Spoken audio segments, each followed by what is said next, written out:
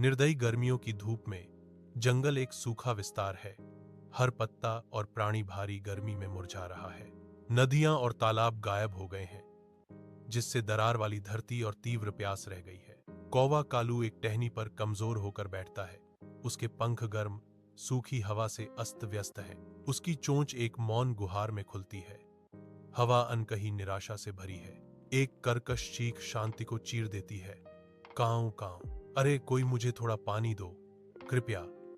कालू की निराशा भरी गुहार तपती जंगल में अनसुनी गूंजती है। उज्जवल आकाश के खिलाफ कालू कौवा उड़ता है, पंखों को दृढ़ संकल्प के साथ फड़फड़ते हुए। उसने विशाल विस्तार में अकेले बैठे एक पुराने मौसम से खराब बर्तन को देखा, जो उसकी हताश उड़ान में आशा की किरण था। ऊर्जा के अंतिम उछाल के साथ वह उतरता है। उसकी छाया उसके गंतव्य के करीब आने पर बड़ी होती जाती है। बर्तन के किनारे पर ग्रेसफुली उतरते हुए कालू अंदर झांकता है। राहत उसके थके हुए चेहरे पर छा जाती है। विजयी होकर कालू चिल्लाता है, वाह, अब मेरी जान बच जाएगी। उसके शब्दों की गूंज हवा में गूंजती है। टप्पू बंदर बर्तन के पास आता है। उसकी आंखें शरारत से चमक रही हैं, क्योंकि वह कालू कौवे को देखता है।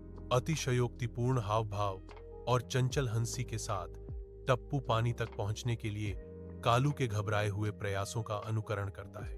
अरे कालू, तुम इतने परेशान क्यों हो? टप्पू ने ताना मारते हुए कहा। उसकी आवाज मजाक से भरी हुई थी। बस अंदर कूद जाओ, शायद तुम तैर सकते हो और कुछ पी सकते हो। अरे टप्पू, मैं एक पक्षी हूं, मेंढक नहीं, कालू खींचकर कहता है। उसके पंख निराशा में फड़फड़ा रहे हैं। अगर मैं अंदर गया तो मैं डूब जाऊंगा और फंस जाऊंगा। झूलते घास के पृष्ठभूमि के खिलाफ जब्बू खरगोश दिखाई देता है। उसके फर पर एक लंबी यात्रा के निशान है। उसकी आंखें बेचैनी से इधर उधर घूमती हैं, जो राहत की एक हताश खोज को दर्शाती हैं। ओ, मैं प्यास से बेहोश होने वाला हूं, कोई रास्ता ढूंढो, वह चिल्लाया। उसकी आवाज निर्जलीकरण से कर्कश थी। लाली फॉक्स प्रकट होती है। उसके चिकने फर धूप में चमकते हैं। उसकी नजरें बंजर भूमि पर घूमती हैं। उसकी आंखों में अधीरता का एक संकेत। अगर तुम्हें पानी नहीं मिल रहा है तो इसे छोड़ दो, चलो कहीं और चलते हैं। तुम्हें इस बर्तन से क्या मिलेगा? लाली आग्रह करती है।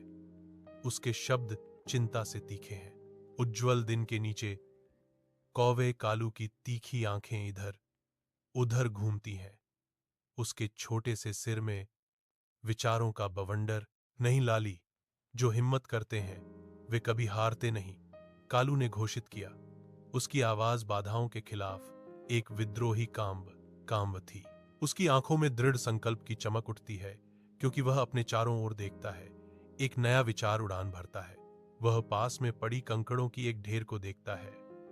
हर पत्थर उसकी साहसिक योजना की एक संभावित कुंजी है। वाह, अब यह मजेदार होगा, कालू ने कहा। उसकी आंखों में शरारत नाच रही थी।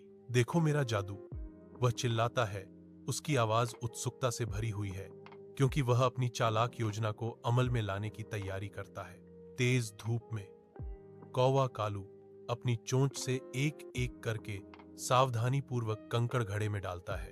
टैप टैप टैप, प्रत्येक कंकड़ गिरने पर गूंजता है। पानी का स्तर धीरे धीरे लेकिन निश्चित रूप से बर्तन के अंदर बढ़ रहा है। टप्पू बंदर विस्मय से देखता है।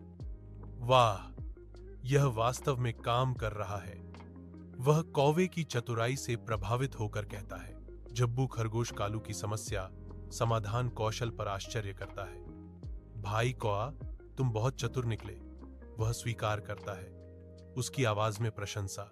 शुरू में संशय में पड़ी लोमड़ी लाली नए सिरे से सम्मान के साथ सफलता को देखती है। मैंने सोचा था कि वह मूर्ख है, लेकिन वह वास्तव में काफी चतुर है, वह मानती है।